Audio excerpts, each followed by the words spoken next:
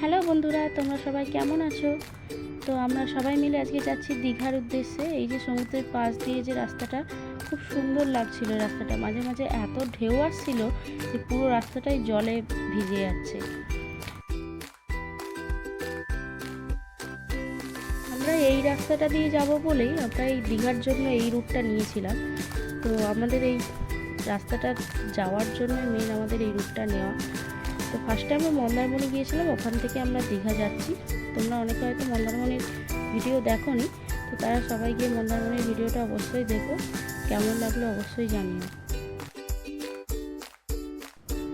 এত সুন্দর জায়গা, তাই একবার গাড়িটা থামিয়ে দাঁড়িয়ে পড়লাম।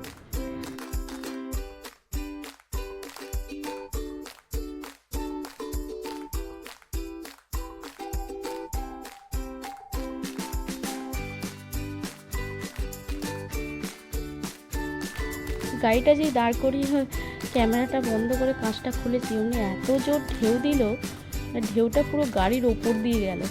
দেখো পুরো গাড়িতে একদম জলে ভর্তি হয়ে গেছে। গাড়ির ভেতরেও কিছুটা জল ঢুকেছে, আমরা হালকা ভিজে গিয়েছিলাম। তো চলো আমরা এই রাস্তা ধরে দীঘার দিকে এগিয়ে যাই। তারপর যাওয়ার পথে এখানে একটা সায়েন্স সিটি আছে শুনেছি, তো সেই সায়েন্স সিটিটাতে ঢুকবো। এই হচ্ছে সেই সায়েন্স সিটি। এখানে এন্ট্রি ফি ছিল 25 টাকা করে পার হেড।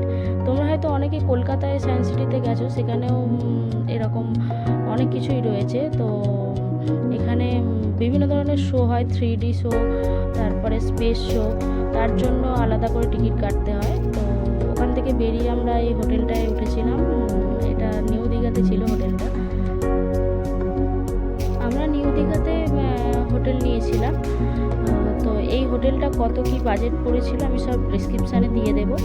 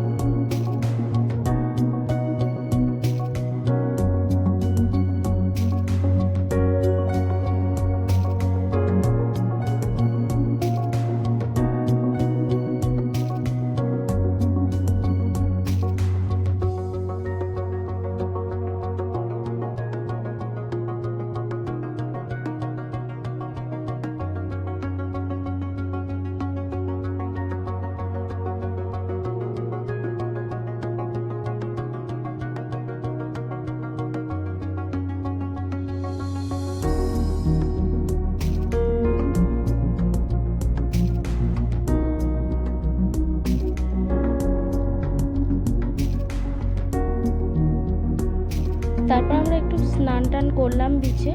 তো স্নান টান করে লাঞ্চ সেরে তারপরে আবার বিকেলের দিকে একটু বিচের ধারে বসেছিলাম। খুব সুন্দর হাওয়া দিচ্ছিল। এখানে দেখো সকালে যখন আমরা স্নান করতে এলাম, তখন হচ্ছে সমুদ্রের জলটা কত দূরে ছিল। এই স্টোনগুলো যে ফেলা আছে, এর থেকে অনেক দূরে ছিল সমুদ্রের জল। আমরা কতটা হেঁটে তারপরে গেছি। এখন দেখো কতটা কাছে চলে এসেছে, পুরো একদম এই পাথরগুলোর ওপরে উঠে যাচ্ছে জলটা।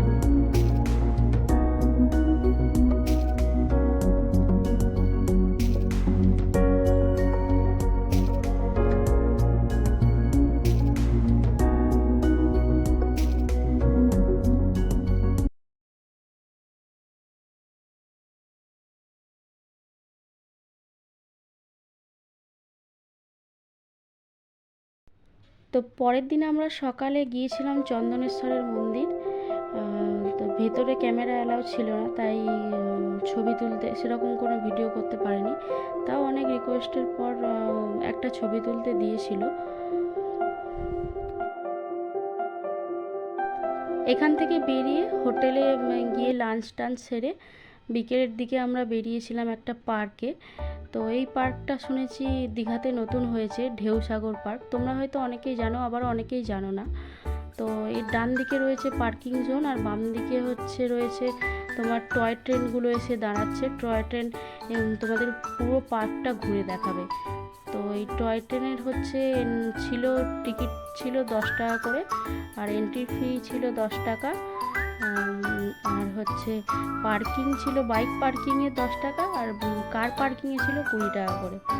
তো খুব সুন্দর রাত্রেবেলা পুরো লাইটিং দিয়ে সাজানো, এবং বিভিন্ন রাইড রয়েছে বাচ্চাদের, খুব ভালো জায়গা, এবং প্রচুর ভিড়ও হচ্ছিল সন্ধ্যের দিকে। তো সকাল থেকেই খোলা থাকে, সকাল 9টা থেকে রাত্রি 9টা পর্যন্ত খোলা থাকে। 5 বছরের নিচে কোনো বাচ্চাদের টিকিট লাগবে না, 5 বছরের বেশি হলে তখন ওরা টিকিট নিচ্ছে।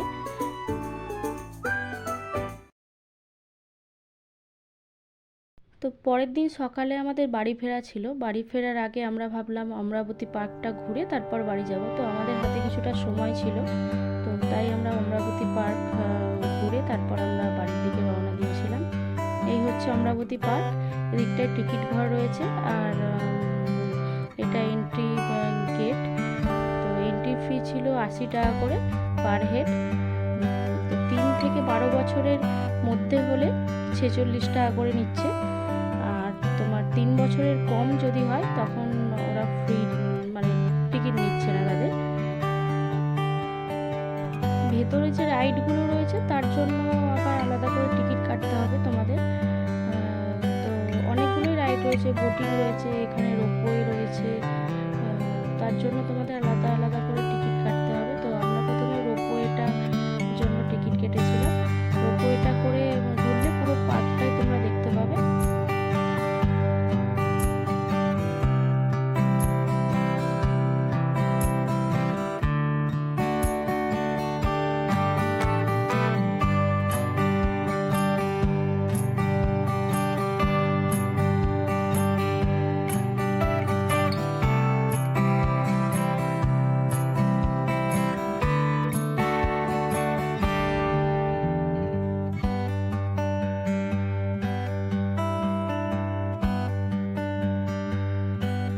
তো এখানে বোটিংয়ের জন্যও রয়েছে, তো তার জন্য তোমাদের আলাদা করে টিকিট কাটতে হবে।